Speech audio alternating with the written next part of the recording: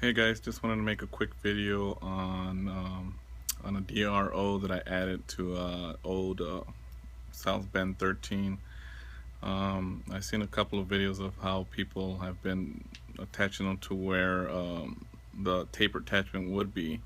However, I have a taper attachment, so it's kind of hard to put it in that same area. So I looked around on YouTube to see where other people were putting them at, and I came up with a different idea. I don't, maybe somebody else has done this. I haven't seen it, just to kind of throw an idea out there to you guys and see what you think. See maybe if I could fix it or make it better.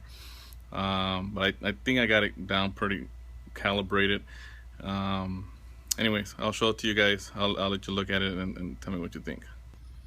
Okay, so I've added just the y-axis for now. But anyways, this is what I was talking about. Most people will try to attach it here somewhere. They won't have the taper attachment. They'll have this part, but not all this down here, so they're able to attach it down there somehow.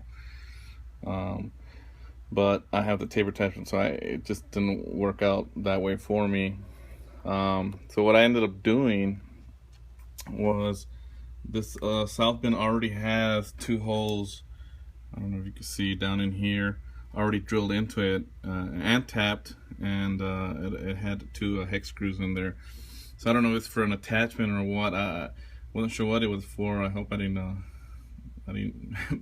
utilize something that needed to be used, but you know, I don't think so. So I went ahead and I didn't mess with the threads or anything. All I did was I got some hex screws that had the heads on them, because the ones that were in there did not have heads on them.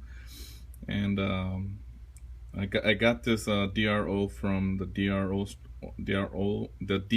store, and so it comes with all these you know, these extra plates and shims, and it's like bags of screws and stuff like that. So it comes like with 4 or 5 of those, and so I was able to just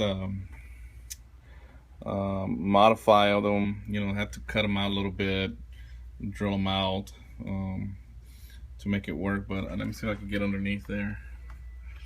You can see right there where it's bolted on to that little wall there. That, like I said, they already had the holes in them already, and so I was able to sit this on there. An actual scale is inside of there, and this came with it. I guess like a little shield, and I know it's open here so chips can fall in, but I'm still gonna put some sort of a cover that's actually gonna ride along as I move the y-axis. And then the only holes I had to drill were for the reader itself. So just 2 small holes that I had to drill into there, and actually did not affect the screw that's there. I thought that was going to get in the way, but it only goes to about, I don't know, here somewhere. So I didn't use that slot because it would have hit, so I made another slot right in here, and then one there. And so that holds that, and everything's pretty sturdy. It does not move. And as you can see, if I move the axis, it rides along pretty smooth. Sorry for the shakiness. And let me show you the display.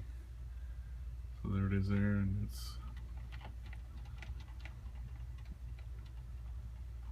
so it works pretty good.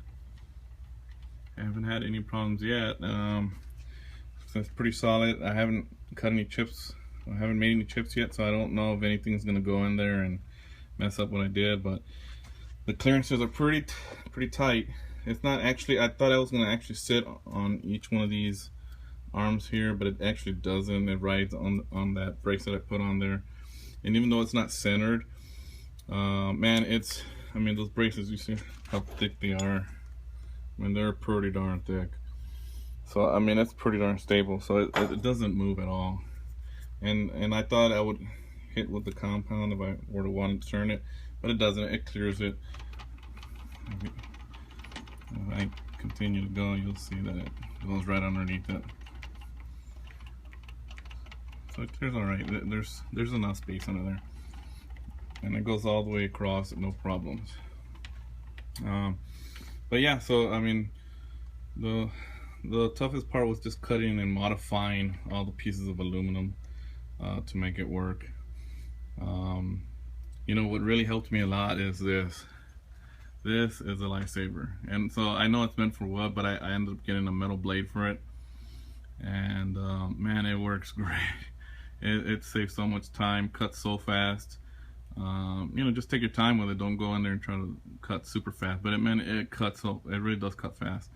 And I love it. For under $100, Amazon, you can get it there. It was really, really cheap. So yeah. So anyways, that's just what I wanted to show you guys. Just my idea of how to put the DRO in an old South Bend, at least for the Y-axis. And I still have to put the X-axis on.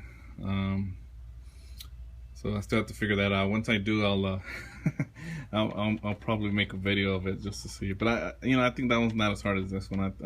There was a lot of other people that I saw do it, but the only problem that I can see me having is see how it's not flat. It's got like a, I don't know, like a curve into there. So it's gonna be the same way on the other side. And so that's the only thing that I'm gonna have to figure out. I may just hang most of the stuff from the bottom of the taper attachment. We'll see. But once I do that, I'll show it to you guys, and you can tell me what you think. Anyway, so please leave any comments as far as like if I should change some things or maybe add some things, and I'll talk to you later.